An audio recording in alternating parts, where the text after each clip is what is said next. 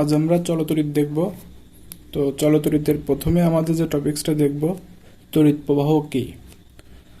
তড়িৎ প্রবাহ আয় দ্বারা প্রকাশ করি আমরা। তো তড়িৎ প্রবাহ সমীকরণটা যদি আমরা আগে দেখি, তাহলে আমরা সংজ্ঞা এখান থেকেই, মানে শুধু সমীকরণ থেকে আমরা সংজ্ঞা সবকিছু এখান থেকে দিতে পারবো, একক, মাত্রা।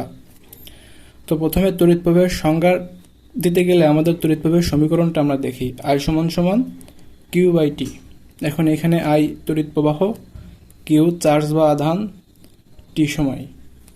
এখন আমরা ফিজিক্সের সমীকরণ থেকে যে কোনো সংজ্ঞা আমরা সমীকরণ থেকে দিতে পারি, ফিজিক্সের সমীকরণ থেকে। তো সেটার জন্য আমাদের নিচে ভাগাকারে যেটা থাকবে ওইটাকে একক ধরব, আর উপরে যেটা থাকবে ওইটাকে যে পরিমাণ বলবো। তাহলে আমরা এখান থেকে বলতে পারি একক সময়ে, যেহেতু নিচে সময় আছে, তাহলে আমরা এখান থেকে বলতে পারি একক সময়ে। উপরে যেহেতু চার্জ আছে, তাহলে আমরা বলতে পারি যে পরিমাণ চার্জ। তাহলে একক সময়ে যে পরিমাণ চার্জ প্রবাহিত হয় সেটা তড়িৎ প্রবাহ। এখন চার্জ প্রবাহিত হয় কিসের ভিতর দিয়ে? পরিবাহীর ভিতর দিয়ে। তাহলে আমরা যদি সংজ্ঞাটা ভালো করে বলতে চাই, কোনো পরিবাহীর ভিতর দিয়ে একক সময়ে যে পরিমাণ চার্জ প্রবাহিত হয় তাকে তড়িৎ প্রবাহ বলে। তাহলে আমরা এই সমীকরণ থেকে সংজ্ঞা দিতে পারি। এখন একক, তড়িৎ প্রবাহের একক আমরা জানি অ্যাম্পিয়ার।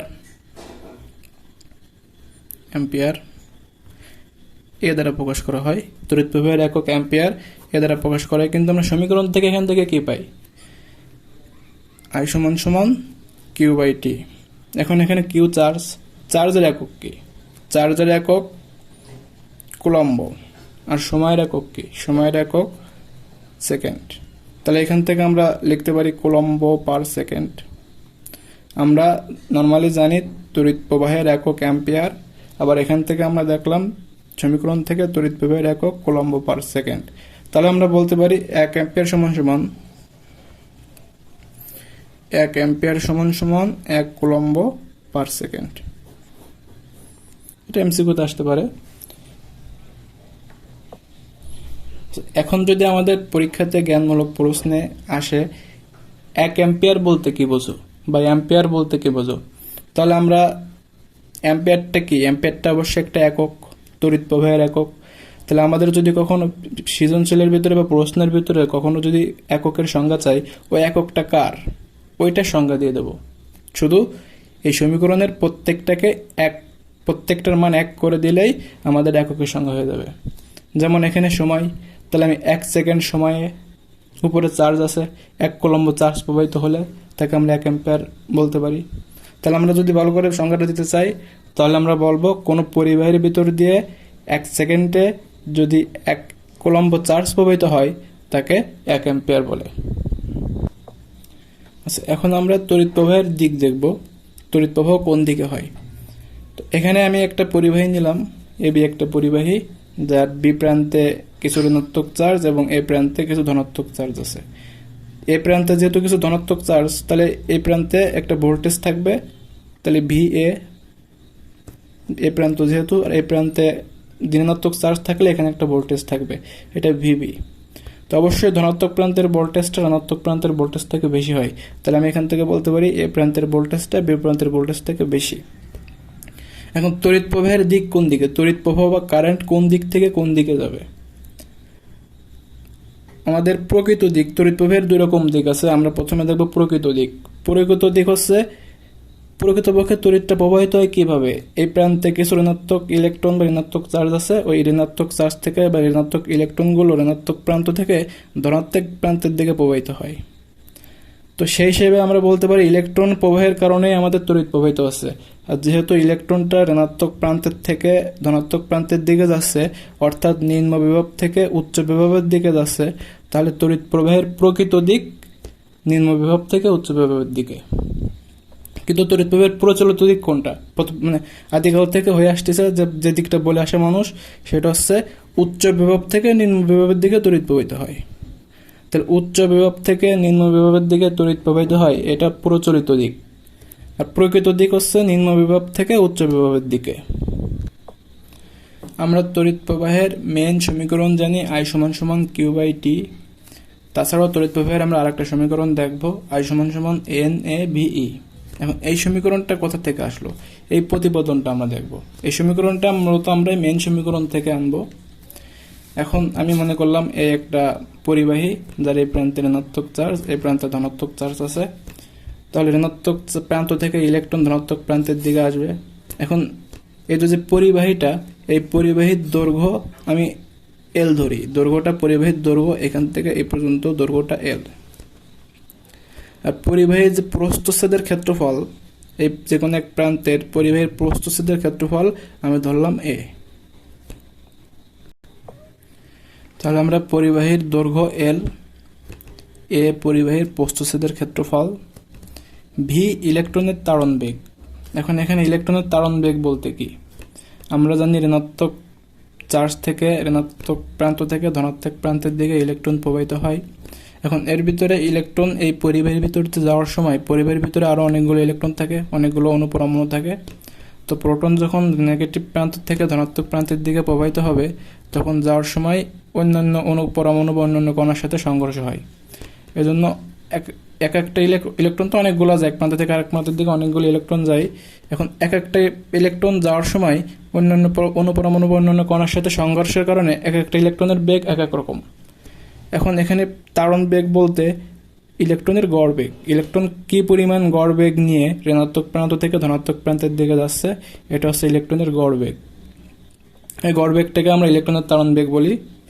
আর এন আমি ধরে নিলাম এই পরিবাহীর যে একক আয়তন, ওই একক আয়তনে ইলেকট্রন কতগুলো আছে, একক আয়তনে ইলেকট্রনের সংখ্যা, আর ই ইলেকট্রনের চার্জ। এখন আমরা এইগুলোর সাহায্যে এই সূত্রটা প্রতিপাদন করব। এখন আমরা এই সূত্রটা প্রতিপাদন করব I সমান সমান QT এই সূত্রের সাহায্যে। এখান থেকে আমরা এটা আনবো। এখন কিউ কি, চার্জের পরিমাণ। এখন এই পরিবাহীতে মোট কতগুলো চার্জ আছে সেটা জানতে পারলে আমরা এখানে দিলেই আমাদের এই সূত্রটা আসবে। এখন আমাদের প্রথমে জানতে হবে পরিবাহীতে কতগুলো চার্জ বিদ্যমান। তো সেটা জানার জন্য আমি এখানে ধরে নিচ্ছি যে পরিবাহীর একক আয়তনে ইলেকট্রন সংখ্যা NT। তাহলে পরিবাহীর মোট আয়তন যদি আমি জানতে পারি, তাহলে মোট ইলেকট্রন জানতে পারতেছি। তাহলে আমি পরিবাহীর মোট আয়তন, পরিবাহীর মোট আয়তন কত, আয়তন আমরা জানি ক্ষেত্রফল ইন্টু দৈর্ঘ্য। তাহলে পরিবাহীর আয়তন পেয়ে যাই, আয়তন সমান ক্ষেত্রফল ইন্টু দৈর্ঘ্য। তাহলে পরিবাহীর দৈর্ঘ্য যদি এল হয়, ক্ষেত্রফল যদি এ হয়, তাহলে পরিবাহীর মোট আয়তন এ ইন্টু এল। তাহলে পরিবাহীর এল আয়তনে আমরা এখানে জানি একক আয়তনে ইলেকট্রন থাকে NT। তাহলে এখানে লিখি এক আয়তনে ইলেকট্রন থাকে NT। অতএব মোট আয়তন কত পরিবাহীর AL আয়তনে ইলেকট্রন থাকে N ইন্টু ALT। তাহলে আমরা এই পরিবাহীর আয়তন যদি AL হয়, তাহলে আমরা সম্পূর্ণ পরিবাহীর ইলেকট্রন সংখ্যা কত সেটা জানতে পারলাম, N ইন্টু AL। এই পরিবাহীতে মোট ইলেকট্রন থাকে N ইন্টু ALT। এখন আমাদের তো এখানে লাগবে চার্জ। তাহলে আমাদের পরিবাহীতে মোট ইলেকট্রন যদি জানি এবং প্রতিটা ইলেকট্রনের চার্জ গুণ করে দিলে আমরা পরিবাহীর মোট চার্জ সংখ্যা জেনে যাব। তাহলে আমরা জানি একটি ইলেকট্রনের চার্জ ই, অতএব মোট ইলেকট্রন কত আছে পরিবাহীতে N into ALT। N into ALT ইলেকট্রনের charge N into AL into E। পরিবাহীতে মোট ইলেকট্রন সংখ্যা N ইন্টু ALT এবং পরিবাহীতে মোট চার্জ সংখ্যা NALE। এই পরিমাণ চার্জ পরিবাহীতে বিদ্যমান। তাহলে এখন আমরা এই চার্জের মানটা এখানে বসাই দিই। আমরা মাত্র দেখলাম পরিবাহীতে মোট চার্জের পরিমাণ N ইন্টু NALE। তাহলে এই কিউ এর মানটা আমি এখানে বসাবো। তাহলে I সমান NALE/T। এখন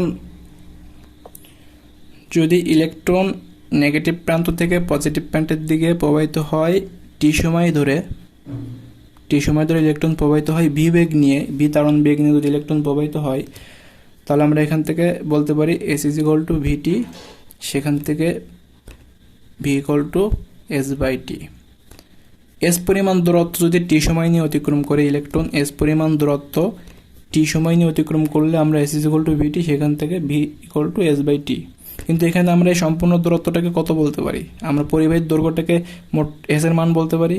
আমরা এখানে পরিবাহীর দৈর্ঘ্য এল ধরেছি, তাহলে আমরা এখান থেকে ভি সমান সমান এল বাই টি বলতে পারি।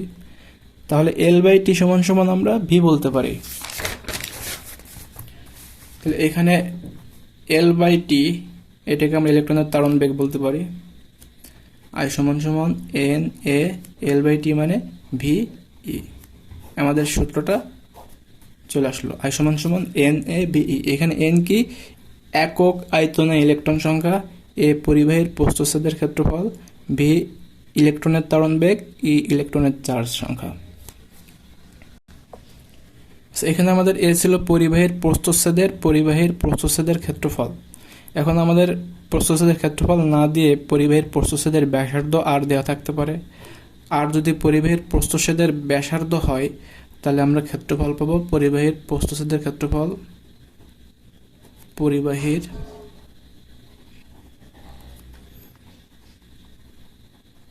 প্রস্থচ্ছেদের ক্ষেত্রফল লিখতে পারি পাই আর স্কোয়ার।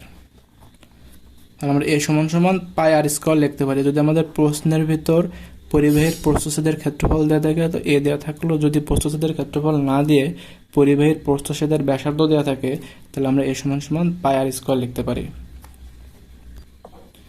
এখন আমরা দেখব প্রবাহ ঘনত্ব কাকে বলে। প্রবাহ ঘনত্ব যে দ্বারা প্রকাশ করা হয়, আমরা যদি প্রবাহ ঘনত্বের সমীকরণটা জানি বা সমীকরণটা মনে রাখতে পারি তাহলে আমরা সমীকরণ থেকে প্রবাহ ঘনত্বের সংজ্ঞা দিতে পারবো, প্রবাহ ঘনত্বের এককটাকে বলতে পারবো এই সমীকরণের সাহায্যে। তো আমরা সমীকরণ থেকে সংজ্ঞা দিতে গেলে আমরা বললাম নিচে যেটা থাকবে ওইটাকে একক ধরবো, উপরে যেটা থাকবে ওইটাকে যে পরিমাণ বলবো। তাহলে আমি বলতে পারি কোনো পরিবাহীর ভিতর দিয়ে, কোনো পরিবাহীর একক ক্ষেত্রফলের ভিতর দিয়ে যে পরিমাণ তড়িৎ প্রবাহিত হয়, উপরে যেহেতু তড়িৎ প্রবাহ আছে এজন্য আমি বলতেছি যে পরিমাণ তড়িৎ প্রবাহ হয়, আর নিচে ক্ষেত্রফল এজন্য একক ক্ষেত্রফলের ভিতর দিয়ে। তাহলে প্রবাহ ঘনত্ব কোনো পরিবাহীর একক ক্ষেত্রফলের ভিতর দিয়ে যে পরিমাণ তড়িৎ প্রবাহিত হয় তাকে প্রবাহ ঘনত্ব বলে। এখন আমরা একটু দেখাচ্ছি আই সমান সমান এন এ ভি ই। তো এখানে আই সমান সমান আমরা n a v e by নিচে এ, এখন এ কেটে এখানে এন ভি ই, তাহলে আমরা যে সমান সমান এন ইন্টু ভি ইও বলতে পারি। প্রবাহ ঘনত্ব একক আয়তন ইলেকট্রন সংখ্যা ইন্টু ইলেকট্রনের তাড়ন বেগ ইন্টু ইলেকট্রনের চার্জ, এইটার সাহায্যে আমরা প্রবাহ ঘনত্ব পেতে পারি। এখন আমাদের প্রবাহ ঘনত্বের এককটা কি? প্রবাহ ঘনত্বের একক সমীকরণ থেকে বের করব। এখানে আমাদের উপরে আছে কি? উপরে তড়িৎ প্রবাহ তার একক অ্যাম্পিয়ার আর নিচে ক্ষেত্রফল মিটার স্কোয়ার। তাহলে আমরা প্রবাহ ঘনত্বের একক বলতে পারি ampere per metre square, ampere per metre square.